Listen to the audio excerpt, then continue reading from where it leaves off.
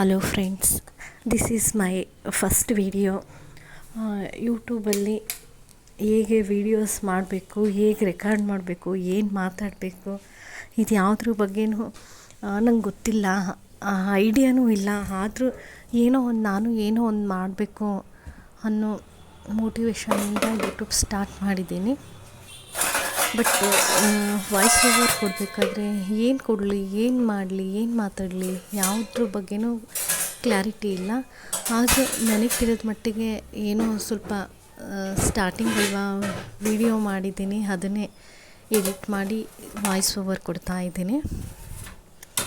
But ನನ್ನ ಚಾನಲಲ್ಲಿ ಏನು ನೋಡ್ಬೋದು ಅಂತಂದರೆ, ಒಬ್ಬ ಸಾಮಾನ್ಯ ಮಿಡಲ್ ಕ್ಲಾಸ್ ಹೆಣ್ಮಗಳು ಯಾವ ರೀತಿ ತನ್ನ ಲೈಫನ್ನು ಲೀಡ್ ಮಾಡ್ಕೊಂಡು ಹೋಗ್ತಾಳೆ, ಯಾವ ರೀತಿ ಜೀವನ ನಡೆಸ್ತಾಳೆ, ಅವ್ರ ಲೈಫ್ ಸ್ಟೈಲ್ ಹೇಗಿರುತ್ತೆ ಅನ್ನೋದ್ರ ಬಗ್ಗೆ ತೋರಿಸ್ತಾ ಹೋಗ್ತೀನಿ.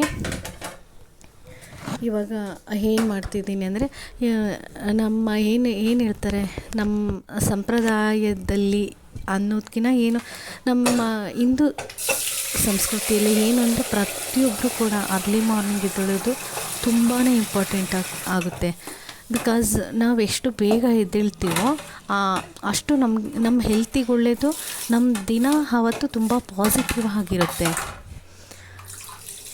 ಹಾಗಾಗಿ ನಮ್ಗೆ ಎಷ್ಟು ಕಷ್ಟ ಆಗುತ್ತೆ, ಸ್ವಲ್ಪ ದಿನ ಎದ್ದೇಳಬೇಕಲ್ಲಪ್ಪ, ಮಳೆ ಚಳಿ ಇತ್ತು ಅಂದರೆ ಇನ್ನೂ ಸ್ವಲ್ಪ ಹೊತ್ತು ಮಲ್ಗೋಣ, ಅದು ಬೆಡ್ಶೀಟ್ ಹೊಚ್ಕೊಂಡು ಮಲ್ಕೊಂಡ್ಬಿಟ್ರಂತೂ ಎದ್ದೇಳಂಗೆ ಆಗಲ್ಲ. ಈ ರೀತಿ ಇರುವಾಗ ನಾವು ಏನಾದರೂ ಒಂದು ಮಾಡಬೇಕು, ಅಚೀವ್ ಮಾಡಬೇಕು, ಅಟ್ಲೀಸ್ಟ್ ನಮ್ಮ ಒಂದು ದಿನ ಅವತ್ತು ಪಾಸಿಟಿವ್ ಆಗಿ ಇಟ್ಕೋಬೇಕು ಅಂದರೆ ನಾವು ಅರ್ಲಿ ಮಾರ್ನಿಂಗ್ ಎದ್ದೇಳಲೇಬೇಕು. ಎದ್ದು ಸ್ವಲ್ಪ ಎಕ್ಸಸೈಸು, ಧ್ಯಾನನೋ ಏನೋ ಒಂದು ಹಾಫ್ ಆ್ಯನ್ ಅವರು, ಒಂದು 15 ಮಿನಿಟ್ಸ್. ಸ್ಟಾರ್ಟಿಂಗ್ ಮಾಡುವಾಗ ಹಾಫ್ ಆ್ಯನ್ ಅವರ್ ಅಂದರೆ ತುಂಬಾ ಲಾಂಗ್ ಟೈಮ್ ಆಗುತ್ತೆ. ಸ್ಟಾರ್ಟಿಂಗ್ ಒಂದು 5 ಮಿನಿಟ್ಸ್ 10 ಮಿನಿಟ್ಸ್ವರೆಗೂ 10 ಮಿನಿಟ್ಸಿಂದ ಸ್ಟಾರ್ಟ್ ಮಾಡ್ತಾ ಹೋಗಿ. ಆಮೇಲೆ ನಿಮಗೆ ಅದು ರೂಢಿ ಆಗ್ತಾ ಅಭ್ಯಾಸ ಆಗುತ್ತೆ. ಆವಾಗ ನೀವು ಒಂದು 15, 20, 30 ಮಿನಿಟ್ಸ್ವರೆಗೂ ನೀವು ಅದನ್ನು ಮಾಡ್ಬೋದು. ಸೊ ನಂದು ಅಷ್ಟೇ. ಯೂಶ್ವಲಿ ನಾನು ಸ್ವಲ್ಪ ಬೇಗ ಎದ್ದು ಎಲ್ಲ ಕೆಲಸನೂ ಮಾಡ್ಕೊಳ್ಳೋಕ್ಕೆ ಟ್ರೈ ಮಾಡ್ತೀನಿ. ಬಟ್ ಸಮ್ಟೈಮ್ಸ್ ಆಗೋದಿಲ್ಲ, ಮಳೆ ಇರೋದ್ರಿಂದ, ಚಳಿ ಇರೋದ್ರಿಂದ, ಡೈಲಿ ಇದೇನಪ್ಪ ಕೆಲಸ ಅನ್ನೋ ರೀತಿ ಆಗಿಬಿಡುತ್ತೆ. ಸೊ ಆದರೂ ನಾನು ಮ್ಯಾಕ್ಸಿಮಮ್ಮಾಗಿ ಎದ್ದೇಳೋಕ್ಕೆ ಟ್ರೈ ಮಾಡ್ತೀನಿ. ಅದಾದಮೇಲೆ ಎದ್ದು ಫ್ರೆಶ್ ಅಪ್ ಎಲ್ಲ ಆಗಿ, ಸೊ ಒಂದು 5 ನಿಮಿಷ 10 ನಿಮಿಷ ಧ್ಯಾನ ಮಾಡಿ, ಎಕ್ಸಸೈಸ್ ಮಾಡಿ, ಆಮೇಲೆ ನನ್ನ ದಿನ ಸ್ಟಾರ್ಟ್ ಮಾಡ್ತೀನಿ. ತಿಂಡಿ ಮಾಡೋದಿದ್ದರೆ ತಿಂಡಿ ಮಾಡೋದು, ಇಲ್ಲ ಸಮ್ಟೈಮ್ಸು ಬೆಳಗ್ಗೆನೇ ರೊಟ್ಟಿ ಪಲ್ಯ ಈ ರೀತಿ ಮಾಡಿಬಿಡ್ತೀನಿ. ನೆಕ್ಸ್ಟ್ ಮಗ ಸ್ಕೂಲ್ಗೆ ಹೋದ್ಮೇಲೆ, ಹಸ್ಬೆಂಡ್ ಆಫೀಸ್ಗೆ ಹೋದ್ಮೇಲೆ, ನೆಕ್ಸ್ಟು ಹೌಸ್ ವೈಫ್ ಅಂದರೆ ಕೆಲವೊಬ್ರಿಗೆ ಏನು ಅನಿಸುತ್ತೆ, ಹೌಸ್ ವೈಫು ಮನೇಲಿರ್ತಾರೆ, ಆರಾಮಾಗಿರ್ತಾರೆ, ಅವ್ರದ್ದೇನು ಕೆಲಸ ಅವ್ರೇನು ಮಾಡ್ತಾರೆ ಅನ್ನೋ ಭಾವನೆ ಇರುತ್ತೆ. ಬಟ್ ಆ ರೀತಿ ಇರೋಲ್ಲ. ಅಂದರೆ ಪ್ರತಿಯೊಬ್ಬ ಹೌಸ್ ವೈಫ್ಗೂ ಗೊತ್ತಿರುತ್ತೆ ಅದು ಏನು ಕಷ್ಟ ಅಂತಲ್ಲ, ಅವ್ರ ಡ್ಯೂಟಿ ಆದ್ರೂ ಮತ್ತು ಸುಮ್ಮನೆ ಇರ್ತಾರೆ ಅನ್ನೋರಿಗೆ ಹೇಳ್ಬೇಕಾಗುತ್ತೆ.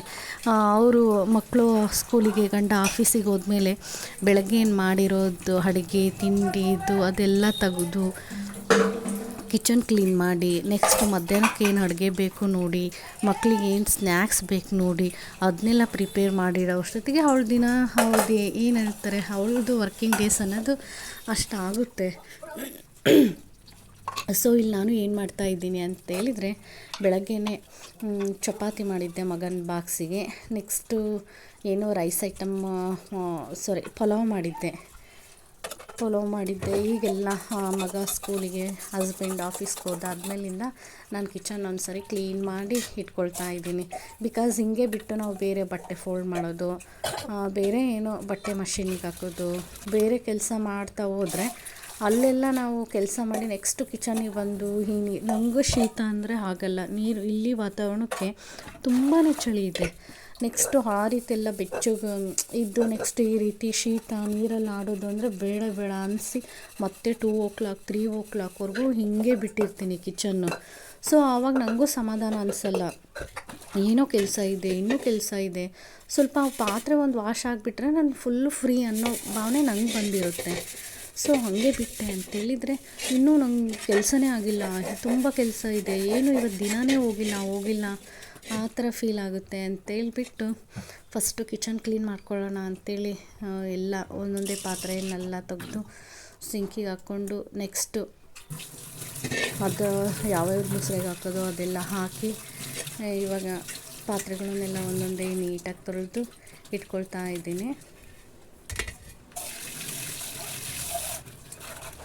ನೆಕ್ಸ್ಟು ಏನಪ್ಪ ಅಂತಂದರೆ ಹೆಣ್ಮಕ್ಳು ಕೆಲವೊಬ್ಬರು ಹೌಸ್ ವೈಫಿಗೆ ಅನಿಸುತ್ತೆ, ಇಷ್ಟೇನಾ ಜೀವನ, ಏನಪ್ಪ ಇಷ್ಟೇ ಪಾತ್ರೆ ತೊಳೆಯೋದು, ಕಸ ಹೊಡಿಯೋದು, ಬಟ್ಟೆ ತೊಳೆಯೋದು, ಇಷ್ಟೇ ಆಗಿ ಅಡುಗೆ ಮಾಡೋದು, ಪೂಜೆ ಮಾಡೋದು, ಇದು ಇಷ್ಟೇನಾ ಜೀವನ ಅನ್ನೋ ಹಾಗೆ ಕೆಲವೊಂದು ಸರಿ ಜಿಗುಪ್ಸೆ ಬಂದುಬಿಟ್ಟಿರುತ್ತೆ.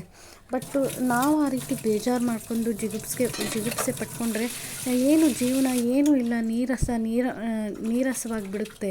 ಬಟ್ ನಾವು ಆ ರೀತಿ ತಿಳ್ಕೊಬಾರ್ದು.